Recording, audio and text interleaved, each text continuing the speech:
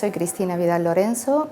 responsable del proyecto de cooperación que hemos titulado Fortalecimiento Comunitario para el Desarrollo de un Turismo Sostenible en la aldea de La Blanca, en Petén, Guatemala.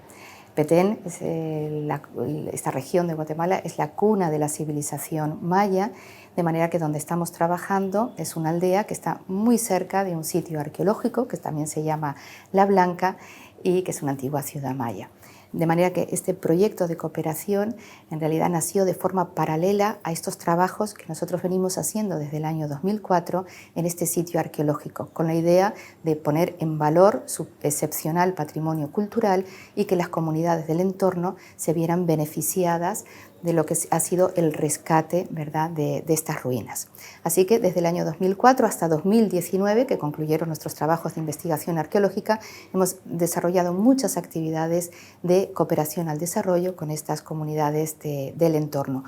dando pues, muchas capacitaciones, tanto a la población escolar como a la población adulta, y también ya en los últimos años preparando, con ayuda del Instituto Guatemalteco de Turismo, preparando a la población adulta en su formación, hombres y mujeres, que eso es muy importante, hombres y mujeres como guías turísticos, es decir, como anfitriones comunitarios y guías turísticos, ya que el sitio pues, que habíamos excavado está perfectamente musealizado y se podía visitar. Bien, pues con el proyecto que hemos desarrollado en la actual convocatoria es una continuación de todos esos antecedentes y ha consistido en extender, digamos, la visita al sitio arqueológico a la comunidad de La Blanca y también capacitarlos para crear una red de comedores comunitarios, de manera que los turistas cuando llegan al sitio arqueológico también se desplacen a la comunidad, conozcan la comunidad, que es bellísima, y puedan comer platillos, alimentos tradicionales de la zona en la comunidad. De manera que con los fondos del proyecto pues, se les ha capacitado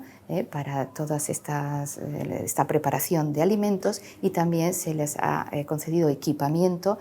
para la cocina para poder elaborarlos. Y también apoyar a la Asociación de Desarrollo Comunitario que se creó en esta comunidad justamente para poner en práctica pues, todas estas acciones que con tanta ilusión y gracias al apoyo de nuestra Universidad de Valencia se ha podido llevar a cabo.